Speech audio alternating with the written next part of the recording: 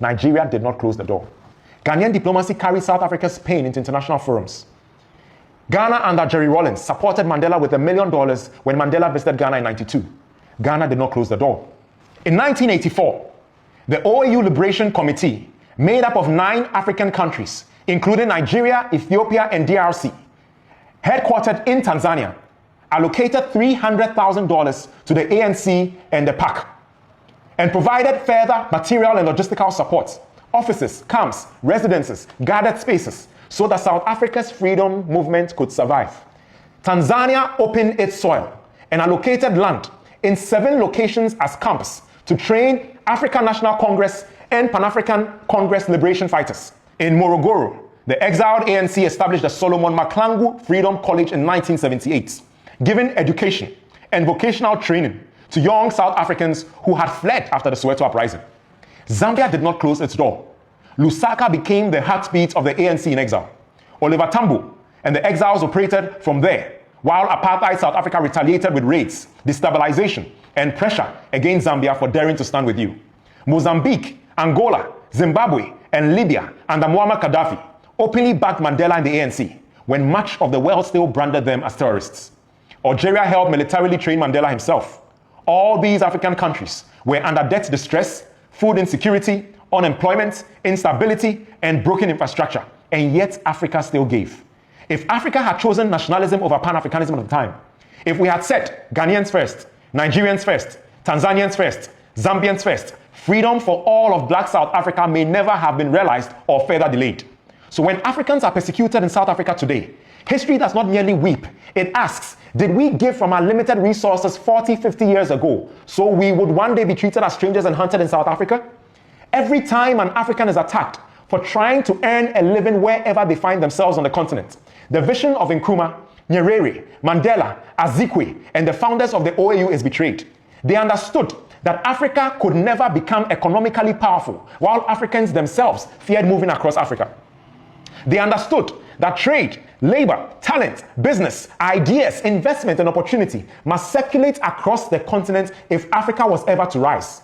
So to every young South African carrying anger in the streets today, I say to you, the brothers and sisters you persecute today are from countries that delayed parts of their own development and contributed resources that broke the yoke of apartheid from your necks. The Zimbabwean mechanic working in Durban did not design apartheid economics. The Ghanaian hairdresser in Pretoria did not create land inequality. The Nigerian entrepreneur and Somali shopkeeper in Joburg did not engineer racial capitalism. The poor African hiding from you is not the architect of your suffering. He is often another victim of the same history. To the young women in the streets, chasing terrified Africans through communities, know that somewhere in your own family history is a grandfather who once prayed and begged for freedom. Somewhere in your own bloodline is someone who once depended on the kindness of another African nation and brother. South Africa was never meant to become a fortress against Africans. And what does the South African anthem, God Bless Africa, Inkosi Sikeleli Africa, mean now while Africans flee in fear of African hands? What does it mean to celebrate Mandela Day while humiliating Africans in the streets? What does it mean to attend an African Union event when you present a posture of African disunity? Apartheid was a psychological weapon. It taught black people to fear one another, distrust one another, compete against one another, destroy one another. And every time an African attacks another African, apartheid smiles from the grave because division was always its greatest victory. But the blood of our founding fathers was not poured into the soil, so Africa could become hostile to itself. And so tonight, I speak also to the leadership of South Africa and to President Cyril Ramaphosa on this 50th anniversary of Soweto uprising. I often wonder whether Hector Peterson and the young men and women who marched beside him are smiling from eternity. Perhaps they smiled when their sacrifice awakened the conscience of a continent, when Africans from Lagos to Lusaka, from Accra to Dar es Salaam, Harare to Algiers, saw the images of their lifeless bodies and resolved that apartheid must fall. Their martyrdom convinced the continent that the freedom of individual African states was meaningless until South Africa itself was free. The greatest tribute we can pay to the martyrs of 76 is not merely to remember how they died, but to ensure that the oneness of spirit they galvanized across all Africa remains united, dignified, and at peace with itself. Mr. President, you stand today in the shadow of giants, the shadow of Mandela, the shadow of Oliver Tambo, the shadow of Walter Sisulu, the shadow of Steve Biko, the shadow of Mama Winnie.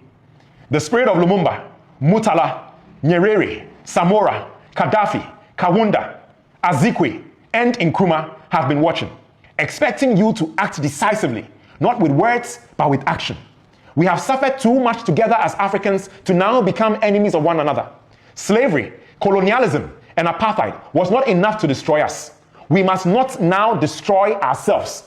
And so let South Africa remember herself again.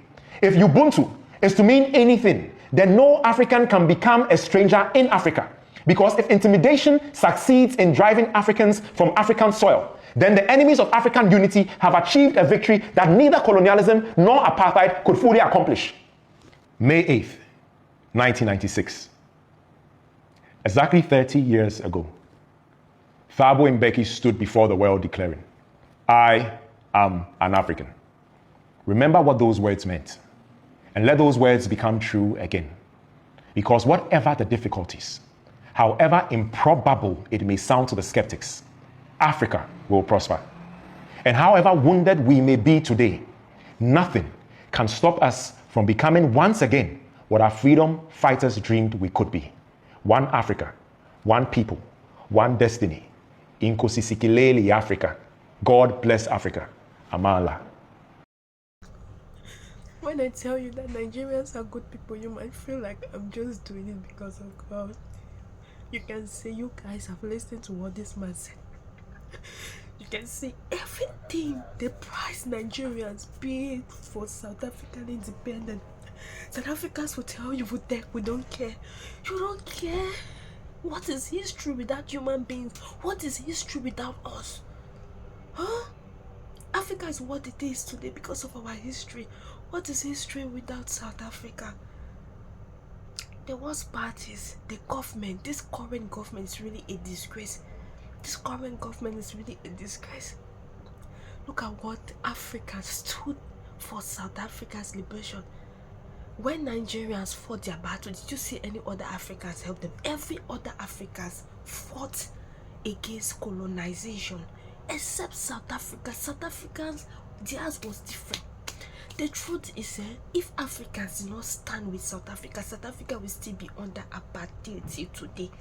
But today, that DR Congo, that Ghanaian, that Nigerian, that Zimbabweans are a problem to South Africa. God, I've never cried like this. Why watching this video? South Africans, you guys need to change. I don't want to insult South Africans today. South Africans, you guys need to change this behavior of yours. Africans are not your problem. Africans are not your problem. In your country, more than 10 million of you guys are infected with HIV given to you by your colonizers. Africa is not your problem, Black South Africans. What is going on? Africa, Nigerians are not your problem. Today, Nigerians are the most hated people in South Africa. The most hated.